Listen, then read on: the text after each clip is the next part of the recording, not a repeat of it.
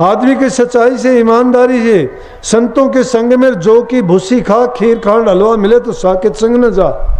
संतों के संग में अगर जौ के छिलके की भी रोटी मिल जाए तो भी अमृत जैसी है।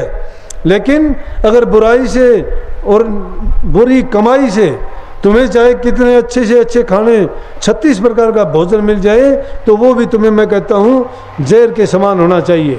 वो तो मार देगा, हमें नरकों में लेके जाएगा, क्या करेगा। इससे नीचे जाने के बाद में अच्छा खाओ बुरा खाओ मिट्टी बनाओगे सब, फिर किस लिए खाने के लिए डूबते हो। इस जीव के थोड़े से स्वाद के लिए, थोड़े से समय के लिए, थोड़े से स्वाद के लिए, क्षणिक आनंद के लिए बर्बाद कर लेता है इंसान अपने जीवन को, गुलाम बन जाता है, विषयों का गुलाम, रसों का गुलाम, इंद्रियों का गुलाम, मन का गुलाम, एक का गुलाम नहीं बना। सतगुरु का अगर ये बन जाता सेवक, वो गुलाम भी नहीं बनाते, सब प्रकार की आज़ादी दे के कहते हैं कि तुम सेवक बनो। सेवक जो बन जाता है उसको सेवक के दिल में श्रद्धा होनी चाहिए, यकीन होनी चाहिए, सच्चाई की भावना होनी चाहिए, समर्पण होना चाहिए, तन मन और धन से वो हर प्रकार से गुरु की इजाज़त, गुरु की आज्ञा मेरे के उनको बरतना चाहिए। अगर उसके अनुसार वो काम करता है तो उसको कभी किसी प्रकार की चिंता हो नहीं सकती। वो जीवत मुक्त हो जाते हैं जीव, उनको नाम की कमाई करने की ज़रूरत नहीं हुआ करती। जिस प्रकार से अगर ऊँटों का काफिला जाता है और ऊँट के पीछे ऊँट को अगर बांध देते हैं तो वो अपने आप उस जगह मंजिल पे पहुंच जाएंगे। इसी प्रकार से हम अगर सतगुरु से नाता पूरा जोड़ लेते हैं तो सतगुरु को जहाँ जाना होता है उसी मंजिल पे उस शिष्य को भी लेके जाएगा। लेकिन हम तो धोखा खुद से ही करते, हमारे दिल में यकीन विश्वास नहीं है। या गाएंगे, क्या गाएंगे, एक बार सुन लेते हैं उस लाइन को, सब गाते रहते हैं, सोचते कभी नहीं क्या है। क्या गाते हैं कि सतगुरु मेरे सोने सोने लेख लिख दे। कहाँ लिख देगा सतगुरु लेख आपके? जिस कॉपी पर तुम लेख लिखवाना चाहते हो कोई उसमें जगह छोड़ी है क्या खाली तुमने? खोटे मंदे कर्म कर करके वो कॉपी तो सारी भर दी तुमने। अब सतगुरु को कहते हो कि मेरे सोने सोने लेख लिख दे। लेख लिखने के लिए जगह अगर रखी होगी तो ज़रूर लिख देगा, लेकिन पहले उस कॉपी के जो पन्ने हैं, जो कागज़ है, उसको सफाई करवाओ। पहले उसको रबड़ से मेटो। रबड़ नाम है, जो लिखे हुए कर्म है वो पाप कर्म है। जब नाम का सुमन करते चले जाओगे वो पाप कर्म उससे मिट जाएंगे, और वो मिटने के बाद में फिर सतगुरु का दिया हुआ नाम लिखा जाएगा। जब नाम लिखा जाएगा तो फिर समझो कि हमारा इस संसार से नाता टूट जाएगा और सदा के लिए हम उस मंजिल को पा लेंगे जिससे बिछड़ के हम आए थे। वो बूंद जाके उस सिंध में मिल जाएगी, उस सागर में। और जो एक ही बूंद का रूप परमात्मा रूप है ये, लेकिन जो इसको दो समझते हैं वो धोखा है। जानते तो सब है, कहते हैं आत्मा सो परमात्मा। ये आत्मा परमात्मा की रूप तो है, लेकिन ये अपने कर्म करीने से, खोटे मंदे कर्म करके, मल वक्षेप के आवरण इस पर पड़ने से, तीन ताप इसके चढ़ने से, दुनिया की मलिनता के कर्म कर करके वो मलिन हो चुकी है और इसको निज घर का भेद नहीं है। लेकिन जब संत सतगुरु आते हैं तो इसको वो भूली वस्तु लिखा देते हैं, जिसको कहते हैं कि सतगुरु के दरबार में जाइए बारंबार, भूली सी वस्तु लिखा दे। सतगुरु है दातार। सतगुरु दातार किस चीज़ के हैं? नाम के। नाम से बढ़ के कोई दात नहीं है, कोई दान नहीं है। सबसे बढ़ के दान नाम का दान है, और वो सिर्फ सतगुरु से मिला करता है। लेकिन सतगुरु शब्द भेदी होता है, वही सतगुरु है।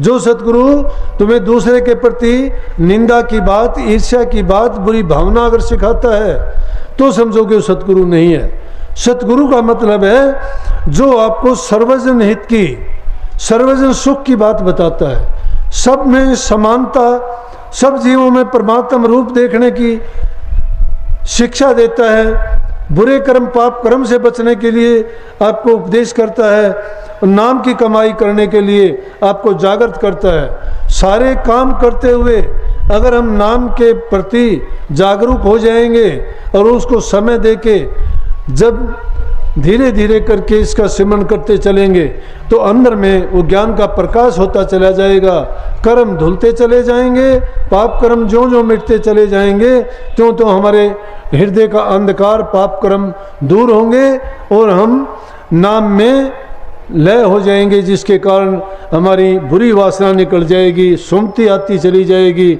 और मनुष्य जीवन का जो उद्देश्य है वो पूरा होगा। लेकिन इन चीज़ों से पहले ज़रूरी है कि हम अपना व्यवहार अच्छा करें, चरित्रवान जीवन जिएं। जब तक हमारा जीवन सदाचारी नहीं है, हमारे अंदर अच्छे गुण नहीं हैं, हमारे अंदर किसी प्रकार की दूसरे के प्रति बुरी भावना ईर्ष्या निंदा नहीं है, बूढ़े बुजुर्ग इज्जत उनकी सेवा करते हैं, दुखी जीव की मदद करते हैं, हमारे पास जिस प्रकार से तन से मन से धन से जो भी हम कर सकते हैं दूसरों के कल्याण की भलाई की बात करें और उसके साथ साथ अपनी नाम की कमाई करते चले जाएंगे तो हमारे दोनों काम बन जाएंगे। क्योंकि अच्छे काम करने का जो फल मिलेगा उसके कारण हमारे दिल में प्यार पैदा होगा, शांति होगी और अच्छा करने के लिए वो सद्गुण हमें प्रेरित करेंगे।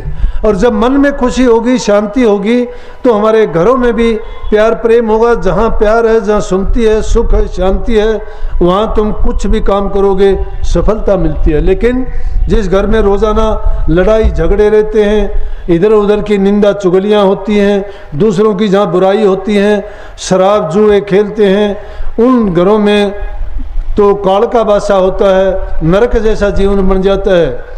और जिन घरों में प्यार प्रेम शांति है उन घरों में लक्ष्मी का वासा होता है और स्वर्ग जैसा उनका घर बन जाता है। इसलिए बुराइयों को ना नज़दीक आने दो और अच्छाइयों को ज़्यादा से ज़्यादा बढ़ाने की कोशिश करो।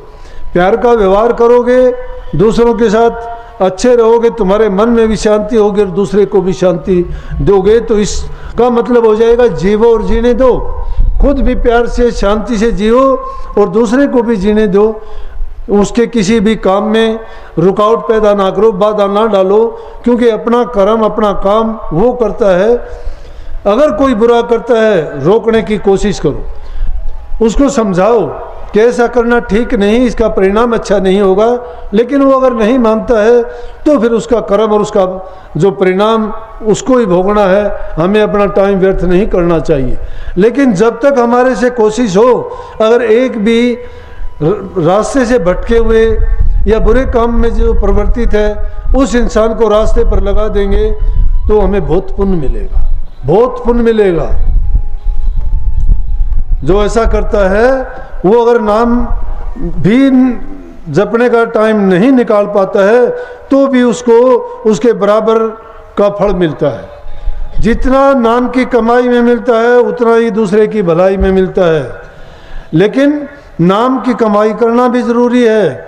ऐसे जीव को जब तुम लेके आते हो तो तुम्हें अपनी कमाई देनी पड़ती है, अपनी कमाई देनी पड़ती है, क्योंकि उसके जिम्मे जो कर्म होते हैं बुरे कर्म, उसका कर्ज तो किसी ने चुकाना होता है। तो जो जीव संतों की शरण में जाते हैं और गुरु उनको नाम की बख्शिश करते हैं, उसके बदले में संतों को भी देना पड़ता है। लेकिन संत तो नाम की कमाई करते हैं, दिन रात करते हैं, उनकी वृत्ति उसी ठिकाने पे रहती है, कभी नीचे उतरती नहीं है। क्यों नहीं उतरती? क्यों बुरे कर्म की तरफ उनका ध्यान कभी होता ही नहीं है। उनका हमेशा ही परमार्थ की तरफ है, पुरुषार्थ की तरफ है, परोपकार की तरफ है, दूसरे के भलाई के काम उनके हर नित्य कर्म में शामिल होते हैं। तो उनकी रूह कभी नीचे दर्जों में नहीं आती। जो नीचे दर्जों में आती है तो काल कर्म में फंसती है, ऊंचे दर्जों में जाती है तो रूहानी मंडलों की सैर करती है। जब ऊंचे दर्जों में बैठे होते हो तभी आप अच्छे करने के लायक बनोगे। जो बुरे करते हैं वो ऊंचे दर्जों में कभी विचरण नहीं कर सकते। लेकिन जो अच्छा करना सीख जाते हैं उनकी रूह अपने आप थोड़े से भी सुमरण से, थोड़े से भी ध्यान से और थोड़ा सा भी मैं कहता हूँ अभ्यास करेंगे तो उनकी मन की टिकाई होगी, सुरत की एकाग्रता होगी और उसके शब्द का सुनना, प्रकाश का देखना, और जो नूरी गुरु है वो तो हाजिर नाजिर हमेशा उसके साथ रहना शुरू कर देता है। वो तो खुली आंख भी देख सकता है, बंद आंख भी देख सकता है। चाहे बैठे रहो, चाहे खड़े रहो, चाहे सोते रहो, चाहे जागते रहो, सतगुरु हमेशा अंग संग रहेगा उसका, क्योंकि वो कभी भूलता नहीं। तो सतगुरु कैसे भूलेगा? हम भूल जाते हैं, काफ़ी आके मेरे से कहते हैं कि जी भूल गए आप मुझे। अरे मैं भूल जाऊंगा, आप ना भूलो। मैं भूल जाऊंगा, तुम्हें क्या दुख है, लेकिन तुम भूल जाओगे तो बुरे कामों में फंस जाओगे। कोई शराब पिएगा, कोई चोरी करेगा, कोई उल्टे सीधे और कर्म करेगा। तुम मुझे ना भूलो, तुम याद रखो कि ये गुरु का हुक्म नहीं है ऐसा बुरा करना, ऐसा काम करना, ये उनका नियम है। लेकिन इसीलिए कहीं ना गुरु माथे तो उतर शब्द भी हो ना हो। गुरु को अगर माथे से यादगार से हटा दिया तो शब्द से दूर हट गए, अच्छे रास्ते से भटक जाओगे, बुराइयों में फिर प्रवृत्ति जाएगी। इसलिए गुरु को भूलने तो गुरु क्यों याद करेगा आपको, गुरु को तुम याद करो ना। वो तो हमेशा साथ है, दूर जाता ही नहीं है। हम अपने ख्यालात से भूल जाते हैं तो हम कहते हैं कि तू याद कर मुझे, फिर भी तुम्हें गुरु याद करे। तुम कोशिश करो कि गुरु को ना भूलो, नहीं भूलोगे तो कभी भी नहीं गिरोगे। सतगुरु तुम्हारे अंग संग रह के तुम्हारी हर प्रकार से, बाहर से भी अंदर से भी, रूहानियत में भी और संसार के पदार्थों के लिए भी, परोपकार के लिए भी और परमार्थ के लिए भी हाजिर रह के तुम्हारे सारे काम करेगा। इसलिए प्रेमियों कि सत्संग से बढ़ के दूसरी कोई चीज़ नहीं है। अभ्यास करना कठिन है, नहीं कर सकते, मुश्किल है। शायद जो कामों में भूल थी सत्संग में उनके पर्दे खुल जाते हैं, उनके ऊपर से जो पर्दा होता है हट जाता है, पता लग जाता है कि हमें ऐसा करना चाहिए, ये नहीं करना चाहिए, ये करने से हमारा ये होगा और ऐसा करने से हमारा ये होगा।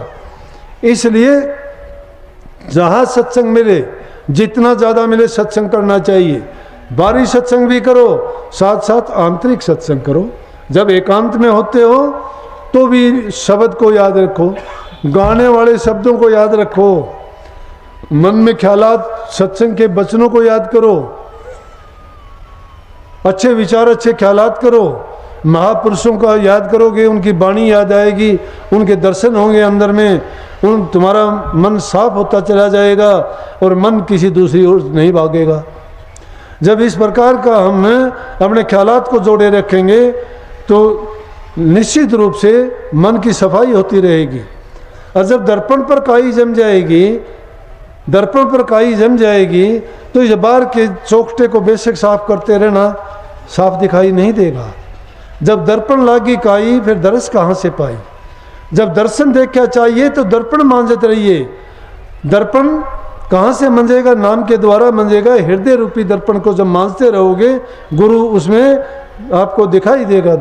और जब गुरु को तुमने अपना बना लिया है, अगर गलती से कोई ऐसा काम भी हो गया तो गुरु हाजिर नाजिर रह के तुम्हें उस गलती से भी निकाल लेगा, तुम्हें याद दिला देगा, याद दिला देगा, पाप कर्म नहीं करने देगा, चेता देगा किसी न किसी रूप में, हाजिर नाजिर, सपने में, ध्यान में, अभ्यास में, हर प्रकार से आजमा के देखा करो। गुरु कभी दूर जाता नहीं है। इसलिए आंतरिक सत्संग किया करो। आंतरिक सत्संग है काम करते करते ख्याल वही बनाए रखो, सत्संग का, ध्यान का, गुरु के रूप का, सत्संग के वचन का, अभ्यास का। तुमने क्या किया पिछली याद करो, कब तुम्हें नूरी गुरु के दर्शन हुए नहीं हुए, शब्द सुनाई दिया नहीं दिया, सुनाई दिया तो कौन सा सुनाई दिया, कैसा करने से सुनाई दिया। ये आंतरिक सत्संग होता है, वो अकेले भी कर सकते हो। फिर एक है तीसरी प्रकार का, जब भी सत्संगी मिलते हो तब भी उस समय में अपनी बात उनको सुनाओ, उसकी बात उनसे पूछो। दुनियादारी की बात तो दुनिया के लोग बहुत पूछने वाले हैं, लेकिन सत्संग की, ध्यान की, अभ्यास की, सुमरण की, ये बातें पूछो, ये बात करो, उससे भी तुम्हें बहुत फायदा मिलता है। ये भी नहीं होता है तो पुस्तकों को पढ़ो, पुस्तकों को जानते ही नहीं। ये राजवीर सिंह बैठा, इनका को शादी हुई, पोते पोती हुई, बोले कि मैं तो और चीज़ों की बजाय ये करता हूँ कि किताब दे दो मुझे तो इतनी, बोला 1000 किताब भेज देना, मैं तो जो भी आएगा सत्संगी आओ गैर सत्संगी आओ उसको एक किताब पकड़ा दूंगा हर एक को, कि कम से पढ़ेगा, वो पढ़ेगा कभी तो उसकी वृत्ति जागेगी, सत्संग की तरफ बढ़ेगा। सत्संगियों के ख्यालात और विचार ये होते हैं। गुरुओं के लिए तो कुर्बानी देनी पड़ी। नानक साहब 11 साल तक पत्थर बिछा के बिस्तर पे सोया था। ऐसे नहीं मिलता नाम, नाम मिल गया 2 मिनट में बैठ के आगे कि जी ये नाम है जप लेना। जपने वालों के मन की वृत्ति भ्रांति कभी मिटी नहीं। ऊंची बात करते हैं रूहानियत की, कहाँ जाओगे? कह देता हूँ कभी कभी जब थोड़ा मेरे को दुख लगता है, क्योंकि जिस चीज़ के लिए हम कोशिश करते हैं कि आदमी को अपना जीवन स्तर ऊंचा उठाना चाहिए, रूहानियत में आगे कदम बढ़ाना चाहिए, वैसे थोड़ा होगा। आपाधापी का काम करते हो। सबको आशीर्वाद है, खुश रहो, लेकिन नाम की कमाई किया करो, तुम्हारा काम यही आएगा। राधा स्वामी।